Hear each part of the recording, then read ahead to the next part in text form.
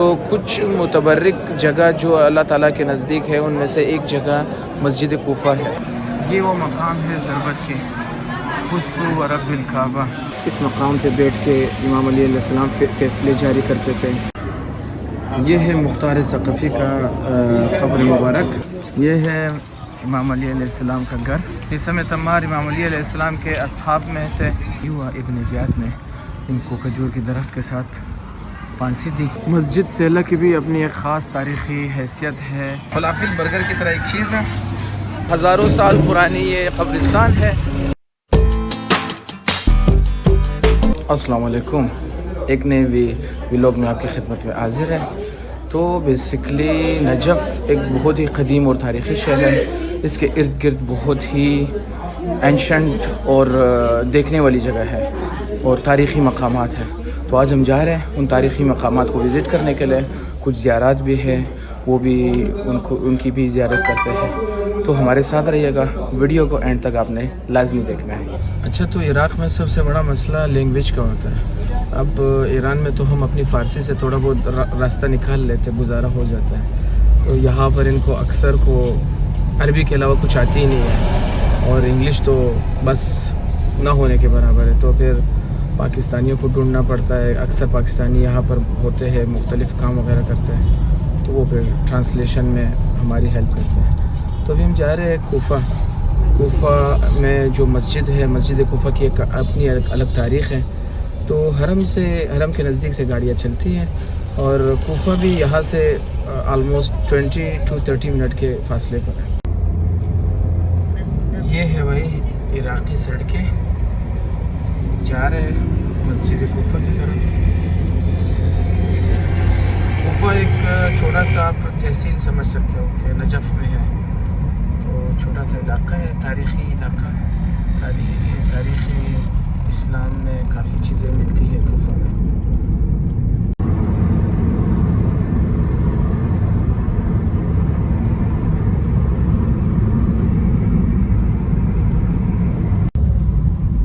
یہ ہے حسام تمار کا مقبرہ، صحابی مولا علی علیہ السلام۔ یہ ہے مسجد کوفہ کا فرنٹ ویو، اور بہت ہی لارج سیٹ اپ ہے اوورآل۔ ساتھ میں پارک ٹائپ بھی ہے۔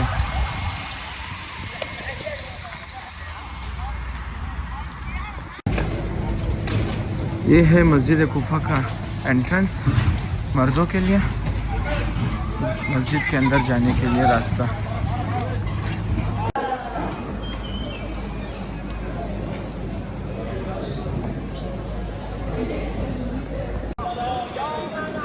یہ ہے مسجد کا صحن، ماشاءاللہ سے بہت ہی بڑا ہے۔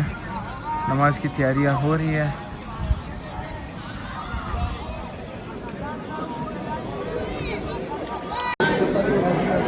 یہ ہے مسجد کوفہ کا حال، نماز پڑھنے کی جگہ جس میں جماعت وغیرہ ہوتی ہے۔ بہت ہی پیارا حال بنایا ہوا ہے۔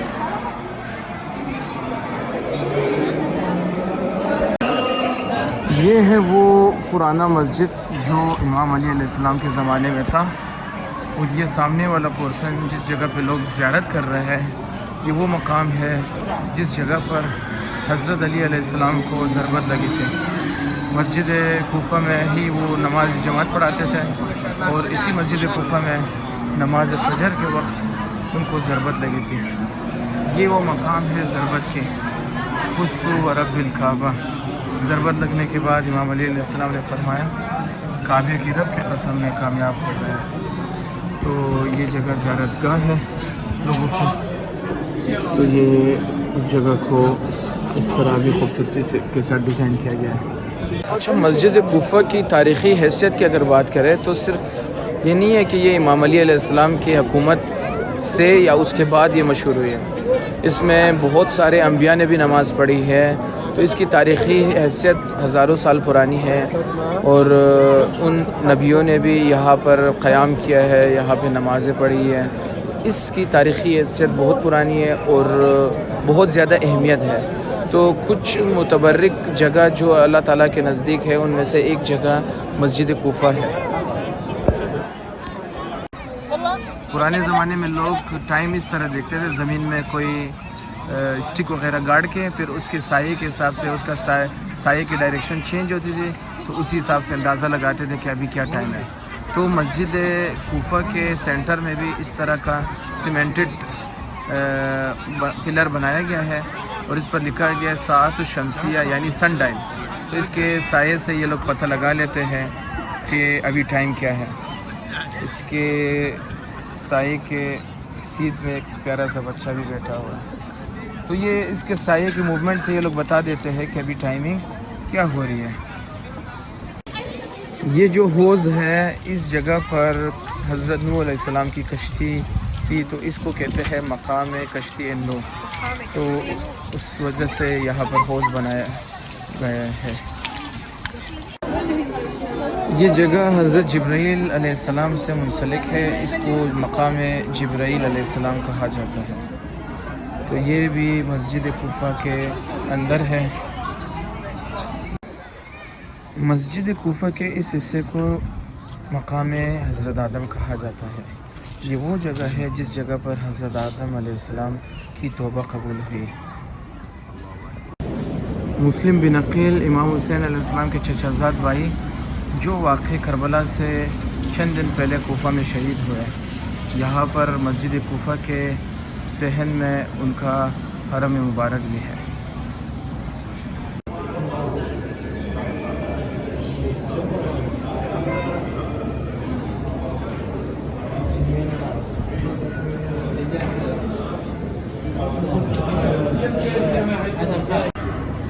ये है मुख्तार सक़फ़ी का कब्र मुबारक। मुख्तार सक़फ़ी वो शख्सियत है जिन्होंने वाक़ई करबला के बाद दुश्मनान अहल बैत के साथ जंग की और उनसे वाक़ई करबला में दुश्मन अहल बैत अलैहिस्सलाम पर ढाए गए जुल्म का बदला लिया गया। हानी बिन उर्वा भी कूफा के रिहायशियों में थे, तो वाक़ई करबला से पहले ये भी उन अफराद में थे जिन्होंने इमाम हुसैन अलैहिस्सलाम को दावत दी थी और इनकी हमकारी की थी, और वाक़ई करबला से पहले ही ये शहीद हो गए कूफा में ही।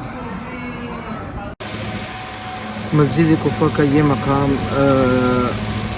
इमाम अली अलैहिस्सलाम की हुकूमत के हवाले से मशहूर है। इस मकाम पे बैठ के इमाम अली अलैहिस्सलाम फ़ैसले जारी करते थे और हुकूमत की उमूर चलाते थे। मकाम दिक्कतुल क़ज़ा यानी कि क़ज़ावत वग़ैरह करना, जस्टिस वग़ैरह करना, ये उस मकाम के हवाले से मशहूर है। इस जगह मौला अली अलैहिस्सलाम की मोजज़े की वजह से मशहूर है, जो उन्होंने एक फ़ैसला सुनाया था एक केस के बारे में। तो दोस्तों, मस्जिद कूफा की डिटेल विज़िट कर लें और इसमें जितने भी हिस्टोरिकल मकामात थे उसकी भी विज़िट कर लें। तो एक डिटेल्ड यहाँ पर विज़िट चाहिए, टाइम भी काफ़ी ज़्यादा लगता है। तो अब जा रहे हैं इमाम अली के घर की तरफ। मस्जिद कूफा के बैक साइड पर मौला अली अलैहिस्सलाम का घर है, अब उस साइड पे जा रहे हैं। ये है इमाम अली अलैहिस्सलाम का घर, जिस घर में वो रिहाइश पजीर थे। अब इसको थोड़ा सा चेंज किया गया है, उस ज़माने में तो इस हालत में नहीं था, इसको थोड़ा सा रिनोवेशन वगैरह इसकी की गई है। ये है इसके अंदरूनी मनाज़िर।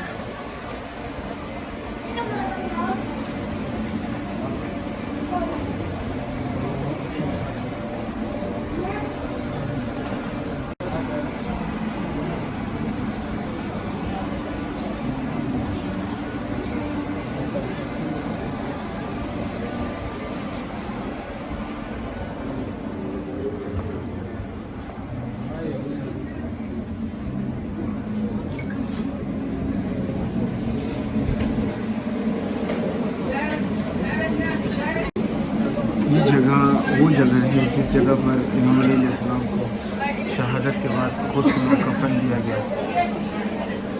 ये वो जगह, ये है उस घर का कुआं जो उस ज़माने में इस्तेमाल करते थे पानी निकालने के लिए।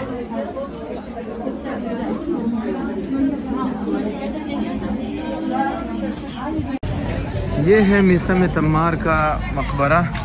میثم تمار امام علی علیہ السلام کے اصحاب میں تھے. تو ان کے بارے میں ایک روایت مشہور ہے کہ ان کو امام علی علیہ السلام نے ان کی زندگی میں بتایا تھا کہ آپ کو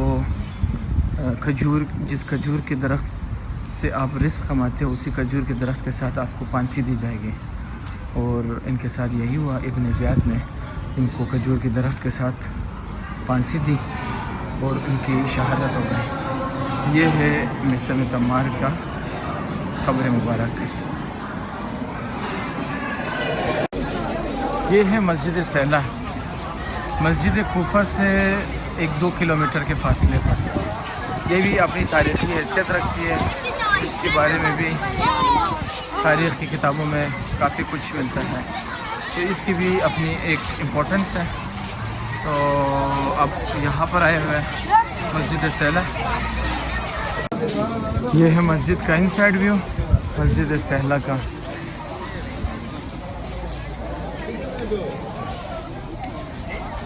یہ ہے مسجد کا ان سائڈ ویو. کافی بیوٹیفل آرکیٹیکچرل ڈیزائن کیا گیا ہے. لوگ بیٹھے نماز پڑھ رہے ہیں.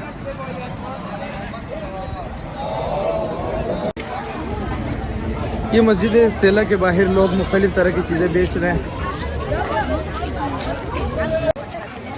یہ جو روڈ کے سائڈ پر انہوں نے اسٹال لگایا ہوا ہے یہ پاکستان کا منظر پیش کر رہا ہے.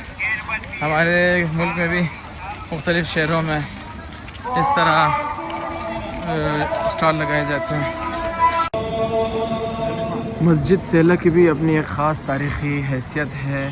اس جگہ پہ حضرت ادریس علیہ السلام، حضرت ابراہیم اور حضرت خضر علیہ السلام کی آمد ہوئی ہے.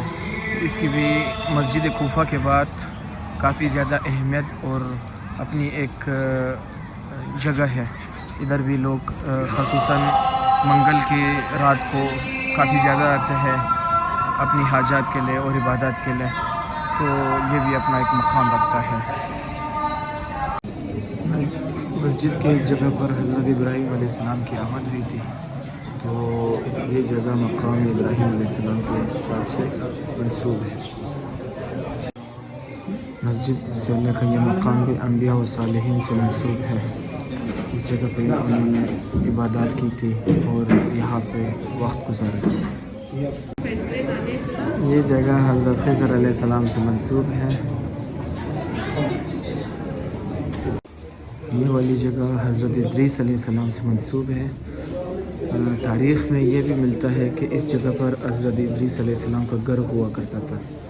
تو بعد میں پھر مسجد بن گئی. سبزیوں کے اسٹال لگائے ہوئے ہیں. ساتھ میں پودے بھی بک رہے بھائی. ادھر مسجد سیلہ کے باہر خوبصورت قسم کے پودے ہیں.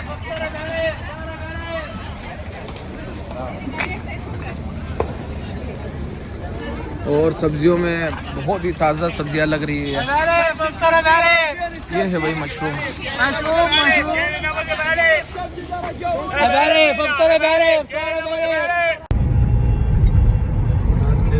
نجف کی سڑکوں کے مناظر.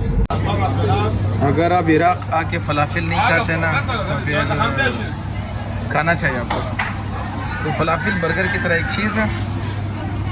مطلب اسی طرح کی اس میں پیکنگ ہوتی ہے. تو اس میں اس طرح کی چیزیں ڈالی جاتی ہیں. اب اس طرح کی لوڈنگ انہوں نے کر کے دے دی ہے. اب یہ سیلڈ آپ نے یہاں سے خود بھرنا ہے. وادی سلام حرم سے واکنگ ڈسٹینس پر ہے. تو وہاں کی طرف جا رہے ہیں. بہت ہی تاریخی قبرستان ہے جس میں بہت ہی انبیاء وغیرہ دفن ہے. تو یہ جس جگہ پہ ہم ٹھہرے ہوئے یہ اس کی اپوزٹ سائڈ والی گیٹ ہے جس کو کہا جاتا ہے شیخ التوسی گیٹ. وادی سلام پہنچ گئے. یہ آپ دیکھ سکتے ہیں میرے اس سائڈ پر قبریں موجود ہے اور بیک سائڈ پر بھی. تو ہزاروں سال پرانی یہ قبرستان ہے جس میں حضرت ہود، حضرت صالح، یہ سائڈ پر حضرت صالح اور حضرت ہود کی قبریں ہیں. اس کے علاوہ بہت زیادہ بزرگان دین کی قبریں یہاں پر موجود ہیں. اس جگہ پر حضرت ہود اور حضرت صالح کی قبر ہے.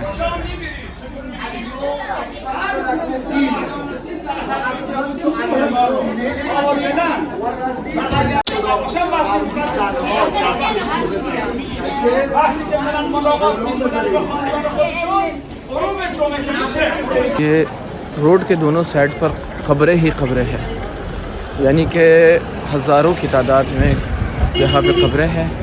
اور ایک ایسٹیمیٹ کے مطابق اس کا ایریا ہے آلموسٹ 35 کلومیٹر اسکوائر. تو 35 کلومیٹر اسکوائر آپ اندازہ لگا سکتے ہیں کہ کوئٹہ سے یہ کم از کم بڑا ہے، کیونکہ کوئٹہ اتنا بڑا سٹی نہیں ہے، اس حساب سے پھر یہ اس سے بڑا بنتا ہے. اگر وہ اسٹیمیٹ درست ہے تو بہت ہی پرانا قبرستان اور بہت ہی لارج سائز کا اور تاریخی بھی ہے. اس میں بہت سارے اولیاء اللہ اور انبیاء دفن ہے. تو ایک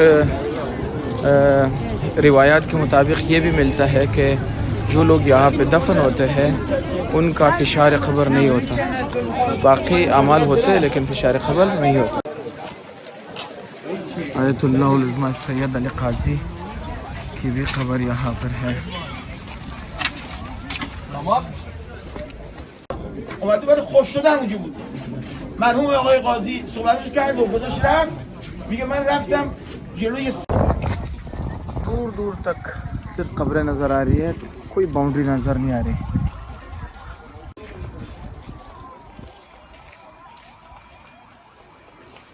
یہ لوگوں کی تصویریں لگی ہوئی ہیں ان کے قبروں پر.